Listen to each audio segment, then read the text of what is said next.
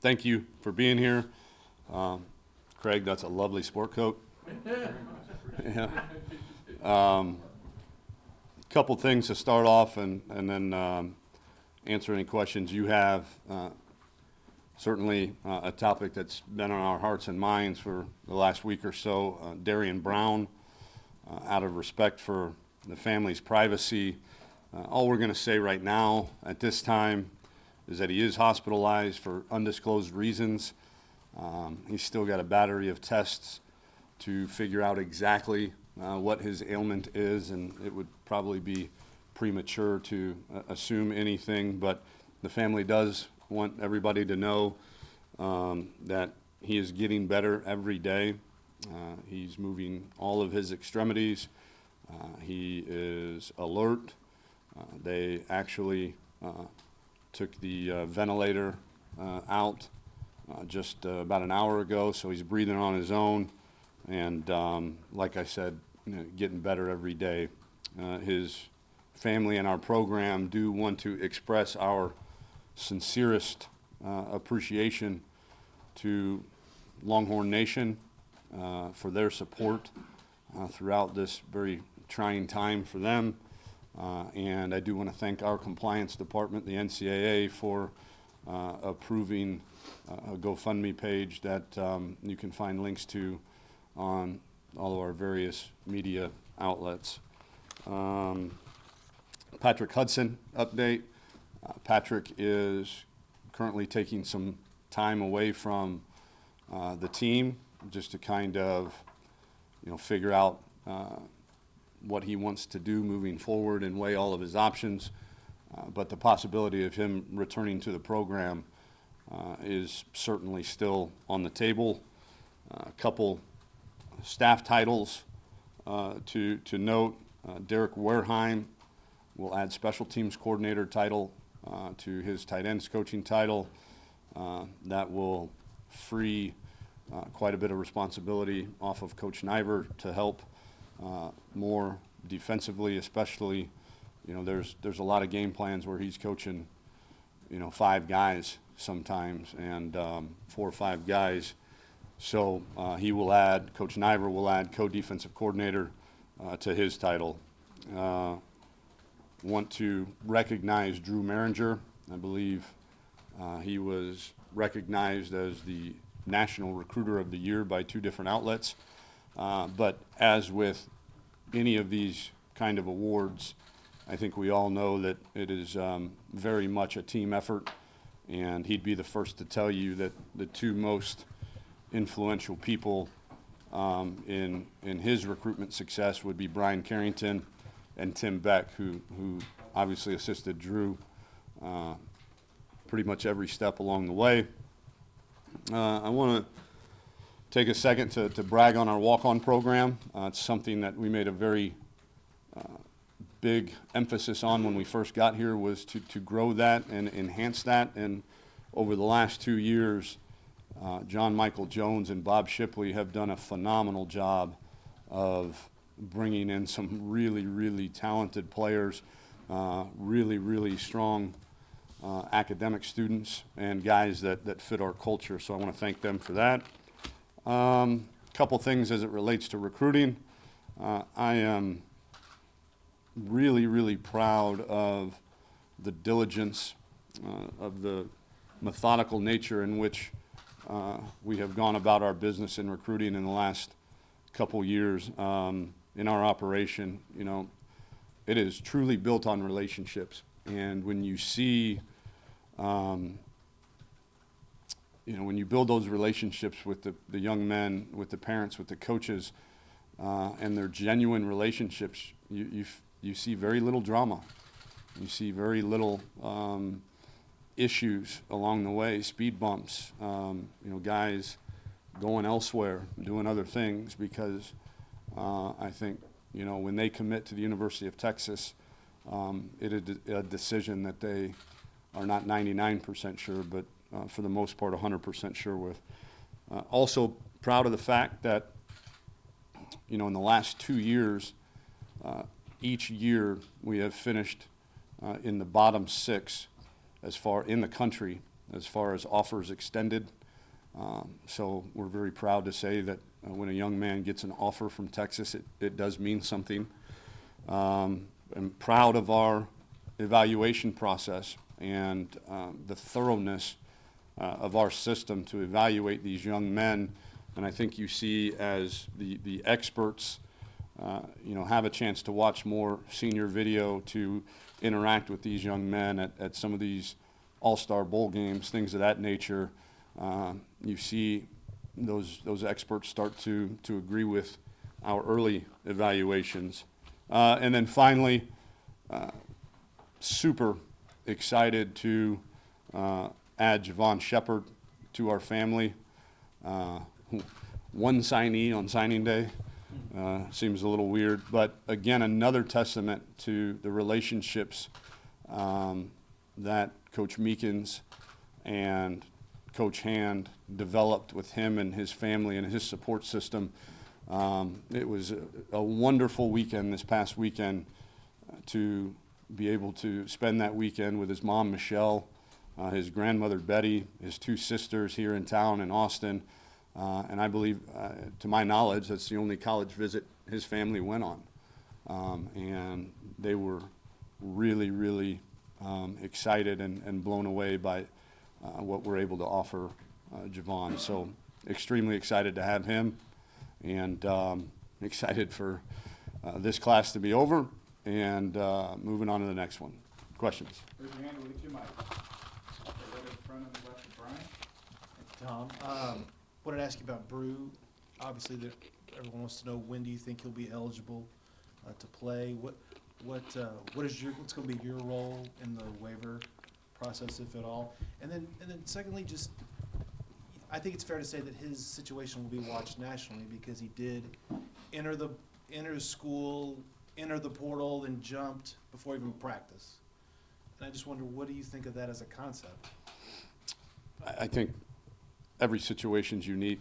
I applaud Brew and his courageousness to say, hey, this is not where my heart is, and I'm going to do something to change that. But as far as timetable, I have no idea. I would assume before the season starts. Yeah, and then my role, very minimal. I mean, this is a student athlete, their family, along with our compliance department, kind of getting all of the ducks in a row as far as an appeals process is concerned. Coach, you obviously had two freshman quarterbacks that entered the portal. Can you just maybe talk about two things, what that was like trying to re-recruit guys to remain on your team, and going forward, is it important, you have to recruit two quarterbacks a year just because of the guys who are looking to get into the portal? No, I think, again, the second part of your question, each individual's different.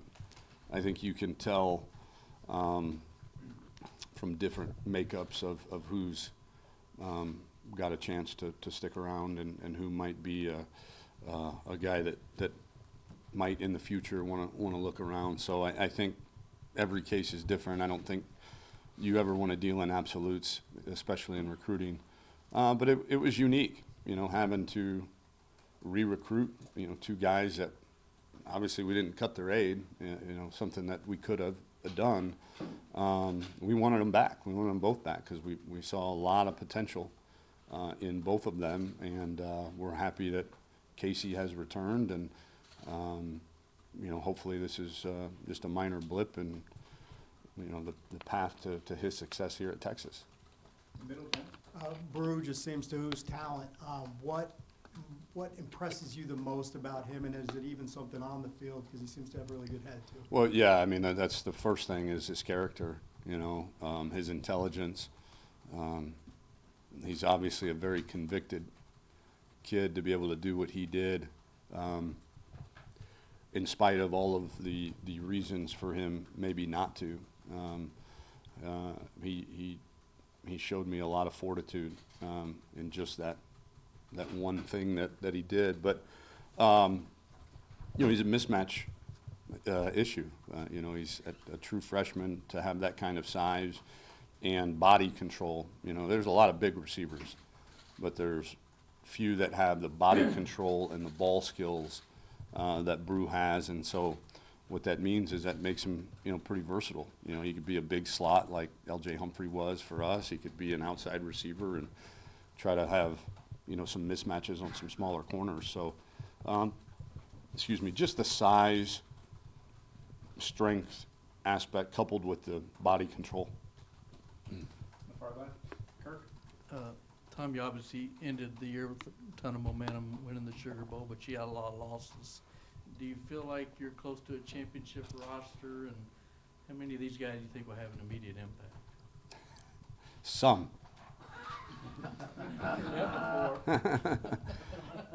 I think again the goal is for all the skill guys especially to have an immediate impact. You know, I think, you know, O-lineman, quarterback, you know, ideally you'd like to develop them. I think there are some. Hi, Casey.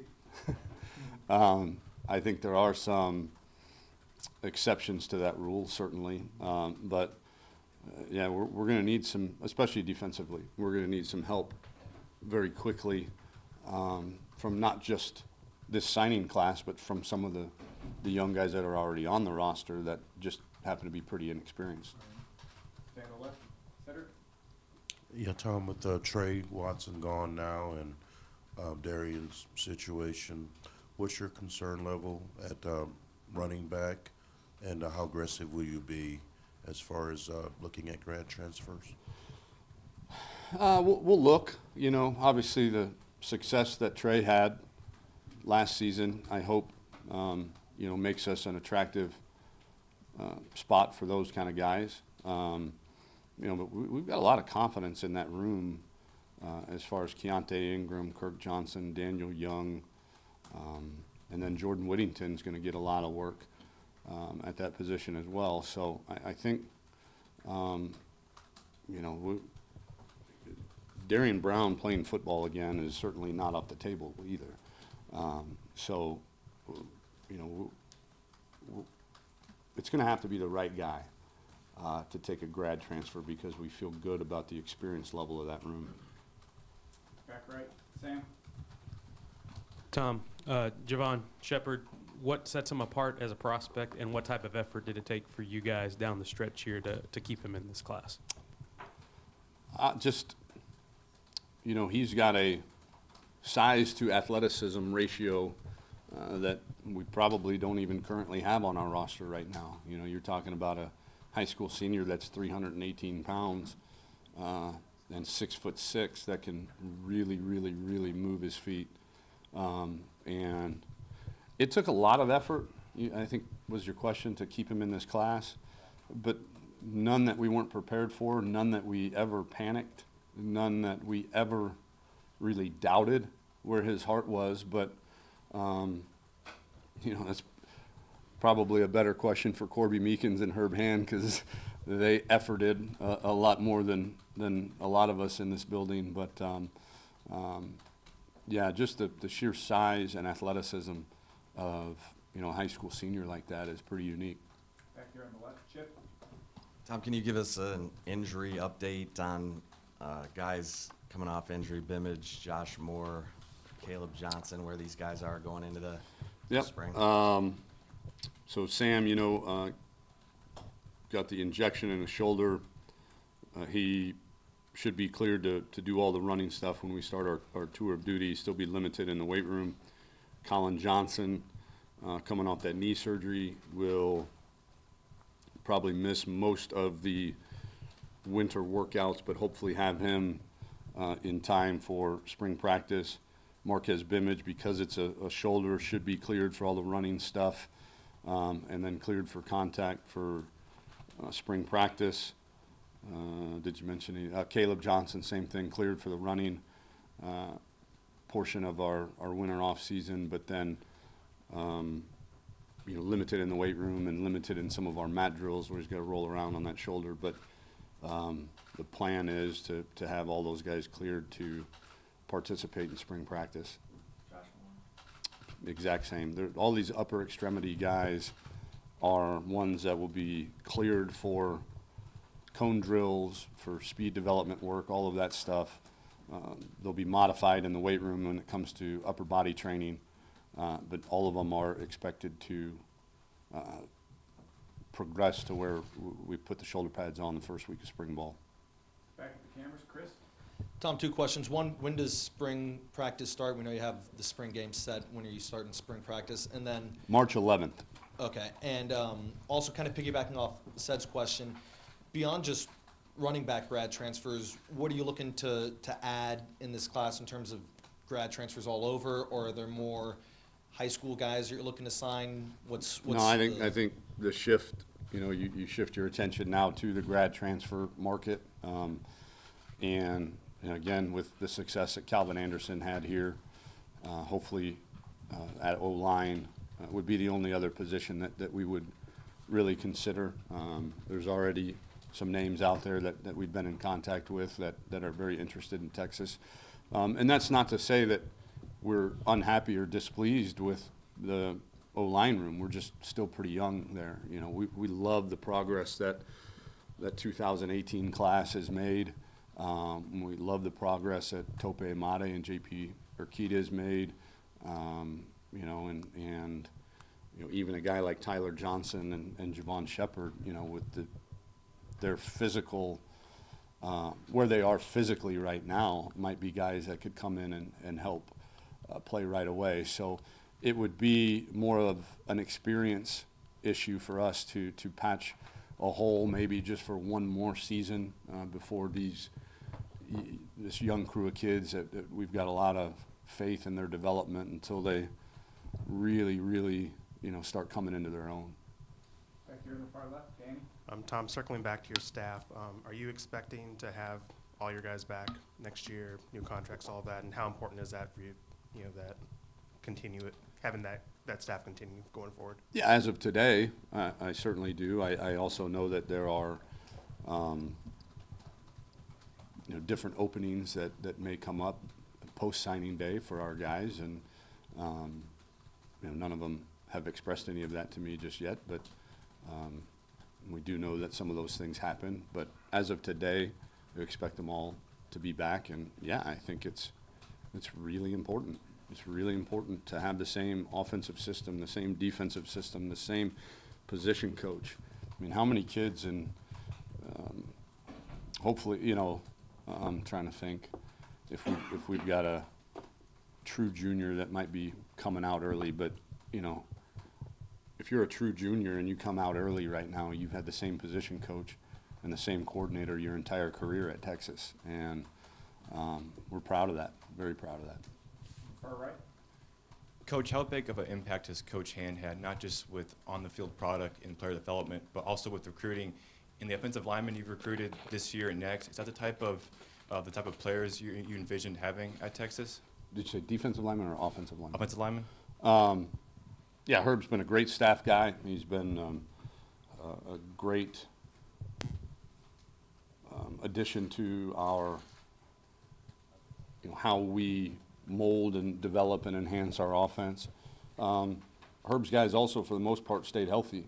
That was a MASH unit the year before, but he did a really nice job of developing the guys that were there, and by staying healthy, they were able to be much more cohesive. And yeah, I think anytime we offer or commit an offensive lineman, it's the kind of offensive lineman that we want in our program. Back on the left, Anwar? Coach, you didn't have an offensive player that had a gain for more than 50 yards? One of only two in all of Division I football. Okay, so you studied this. I have. Okay, so with this we won 10 games. Can you believe that? Is that not nuts? Crazy, right?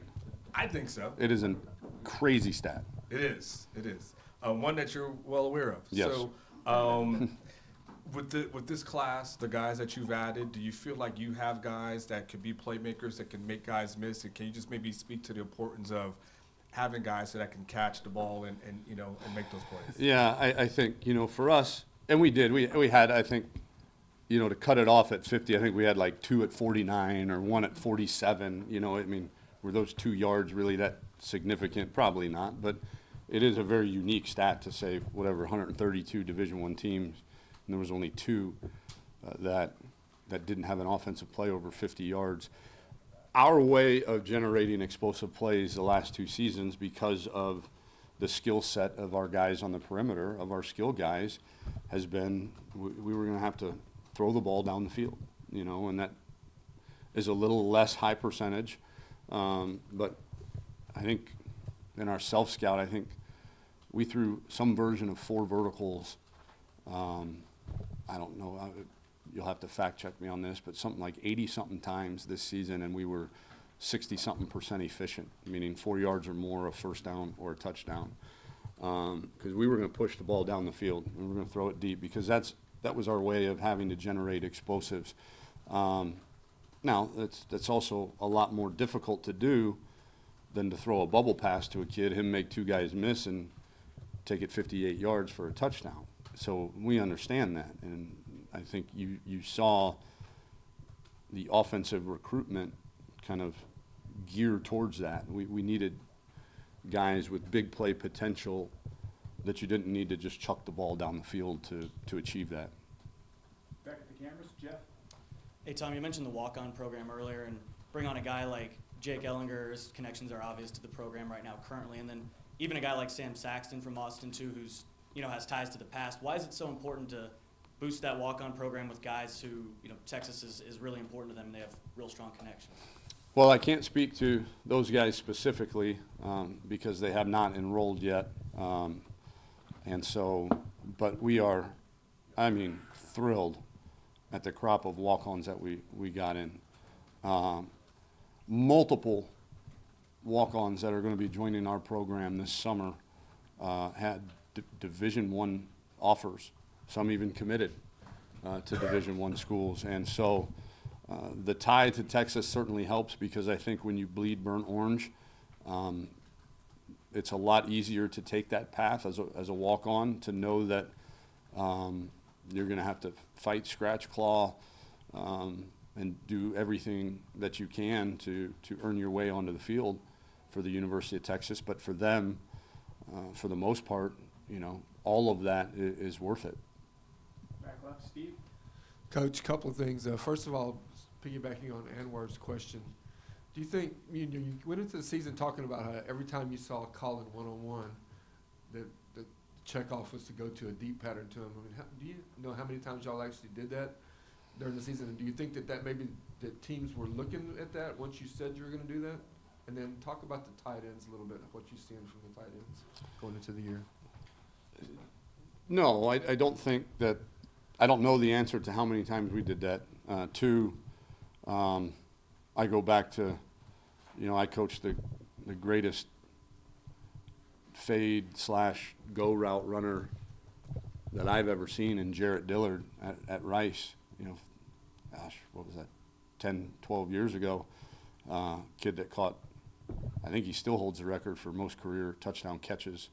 And so I think, you know, as a defensive coordinator, there's always going to be that risk. If we leave this guy one-on-one, that they might go to him. So I don't think announcing the fact that we want to do that as much as possible tells them anything they don't see on video.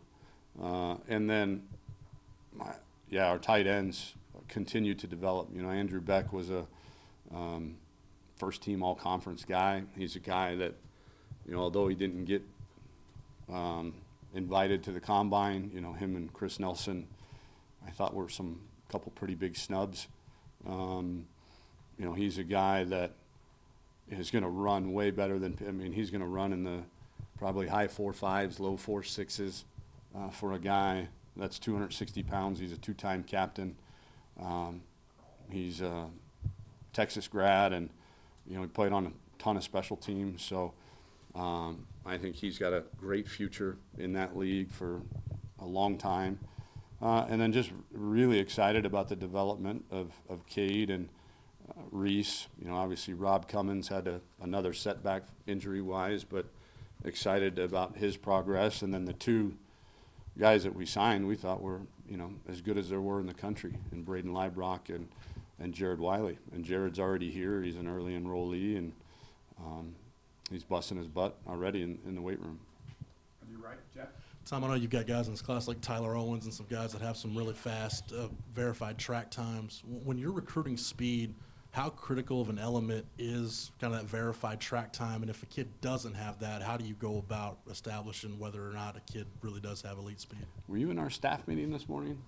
Because we literally, we spent the morning watching some skill guys, and the first question I ask, obviously, what's his height and weight, and then what's his track times? And if the answer is, Coach, he doesn't run track, then I'm going to ask, why not? You know, and there's a lot of reasons, you know, that are perfectly acceptable to us, but it is more difficult because you do get all these, you know, combine and camp times, but unless they're your times at your camp or a verified track time, it's hard to put a lot of credence into it because you just don't know who's holding that stopwatch. So the track times are very important for us. For a skill guy, it's not the end-all be-all. There's certainly legitimate reasons why a kid would not run track, but we certainly want to know what those reasons are. On your left, Chip? Tom, can you give us an update on Shane Buechele and what his thought process is, whether he's going through the spring football with you all, and what does it say about the fact that half your class is from out of state, A&M's class of 24, 18 from in-state, and you beat them in terms of the recruiting ranking, you know, according to 24/7 composite ranking? Shane Buechele is, you know, he just didn't feel right being around his team, knowing what his intentions were going to be in May, and you know, he's still on scholarship here. He's still training. He's got access to all of our academic facilities and whatnot, but and we check on him about once a week just to see how he's doing academically, see if he needs anything. But yeah, he just his comfort level was not great with trying to go through, and I certainly respect that. And then, you know, we addressed it in December about the makeup of this class. You know, again, and I'll say it till I'm blue in the face. I'll say it till I retire here. You know, if we can sign 25 kids from the state of Texas that we believe can help us win a national championship, that is nirvana. That's the plan. That's the ideal. If we have found kids that we believe that can help us win a national championship and they decide to go somewhere else, again, where a young man, a 17-year-old kid, decides to go to college is a very personal decision, very personal, and one that none of us, at least on our staff, begrudge any young man for deciding to go somewhere other than Texas. It's not for everybody. That's okay. It really is. But our job is to bring in national championship quality players. And so in a year like this year, when some of those national championship quality players decided to go to different places, it's our job then to go find not just the next best guy in Texas, but go find the next guy on your list that you think can help you win a national championship. And, you know, there's different strokes for different folks too. I mean, we walked away from some really good players too, that for one reason or another, we felt like we could go in a different direction and get somebody that fit our program a little bit better. So again, perfect world. Sign 25 guys, all from the state of Texas, that all can help you win a national championship.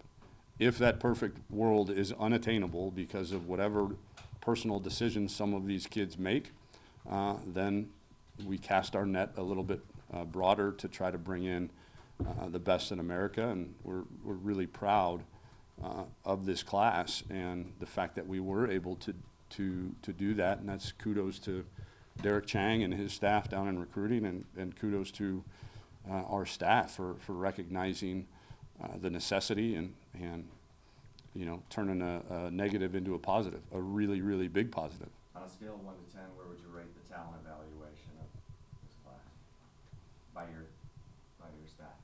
Oh, I think, again, I said it, I'm not going to go scale of 1 to 10. It's really good.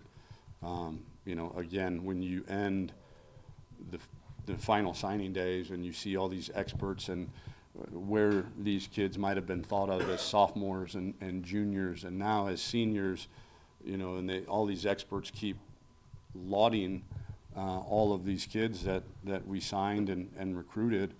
I think that just speaks to our diligence. We're never going to recruit off star rankings.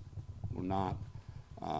What we're going to do is we're going to evaluate the heck out of these young men on and off the field. We're going to make sure that that they fit our culture and our program. And then if we feel like all of those things add up to a kid that we can develop into a national championship player, then we're going to offer them. And it is nice at times when you see some of the experts kind of validate your evaluation, though, too. Time for 2 last ones, Kirk and then Brian. On defense, you had some defensive issues obviously last year, and you lose a lot of experience. What are your realistic expectations for the defense improving next year? Very high. The number one thing on our plan to win is play great defense.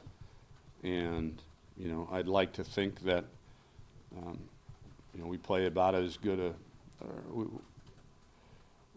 we play complementary football, offense and defense. We've talked about that before, where the two are not mutually exclusive, and I think our offense did a nice job of, and maybe it was by necessity because we didn't have any plays over 50 yards, but we turned out some really long drives and helped our defense out. I think improvement,